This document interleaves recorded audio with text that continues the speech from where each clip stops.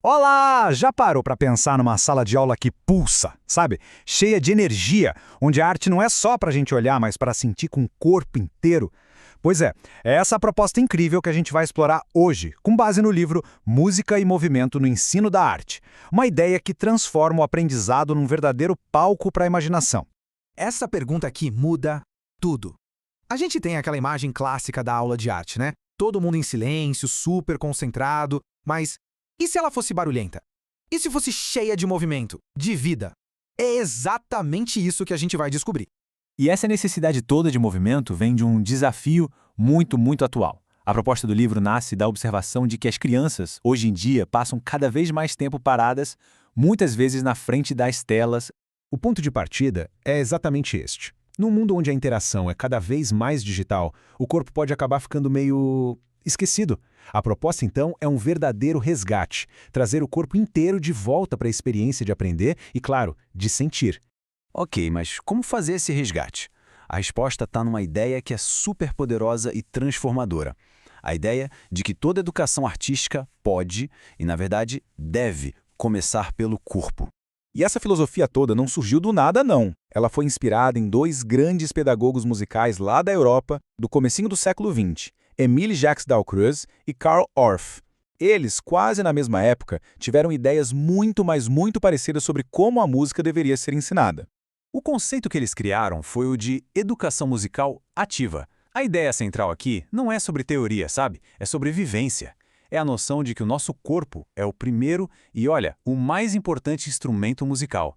A música, o ritmo, a arte, tudo isso nasce do movimento. E essa citação aqui, nossa, ela resume tudo. Não adianta só ouvir música. É preciso sentir ela nos músculos, no jeito de caminhar, na respiração. A compreensão de verdade, segundo essa abordagem, é física. A música se torna parte de quem a gente é, não só uma coisa que se escuta. Certo. Então vamos sair um pouco da teoria e ir para a prática. Como é que essa filosofia se aplica no dia a dia?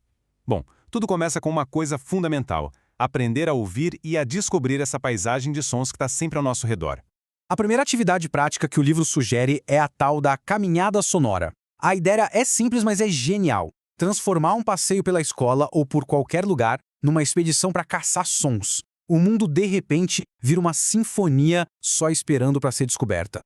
E os passos são super diretos. Primeiro, silêncio total, para aguçar os ouvidos. Depois, uma pausa, para uma escuta bem atenta, bem focada. E por fim, a partilha. O que será que se ouviu? O som do vento? Uma conversa em outra sala? Um carro passando na rua? Cada som vira uma nota musical nessa brincadeira. Depois de explorar os sons lá fora, a aventura continua dentro da sala.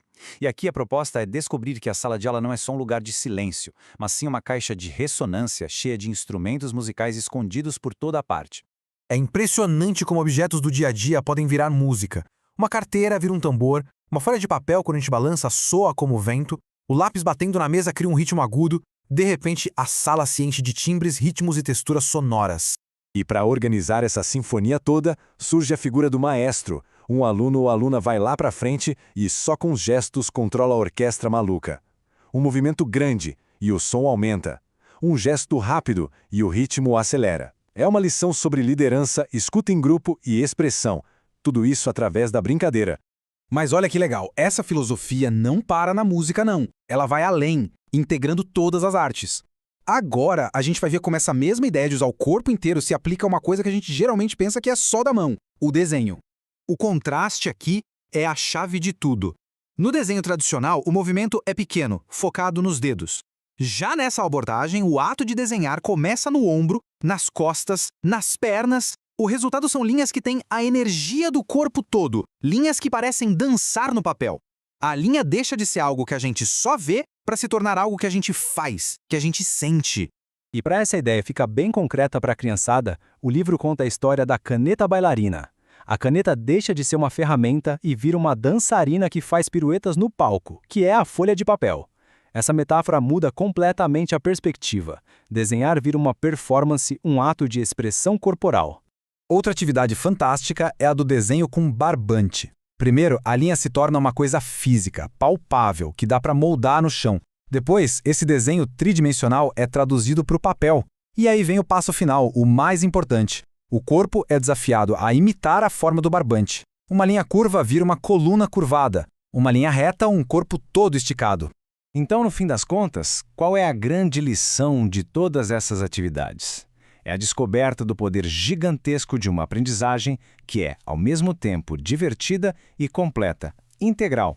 E os benefícios, nossa, vão muito além da arte. A gente está falando do desenvolvimento integral da criança. A criatividade, a coordenação motora, a noção de espaço ao se mover pela sala, a colaboração para fazer a orquestra funcionar e, claro, a confiança para se expressar com o próprio corpo. E essa citação final dos autores do livro, ela captura a essência de tudo isso de um jeito perfeito. O objetivo não é só ensinar arte, é proporcionar uma experiência onde o pensamento, o movimento e o sentimento acontecem ao mesmo tempo, numa sintonia total. É uma educação que pulsa com a vida. E para a gente terminar, fica esta reflexão. Essas ideias não precisam ficar presas só na aula de arte, né? Como será que a gente pode incorporar mais corpo, mais brincadeira e mais alegria em todas as formas de aprender? A pergunta fica no ar como um convite para a gente reimaginar a educação.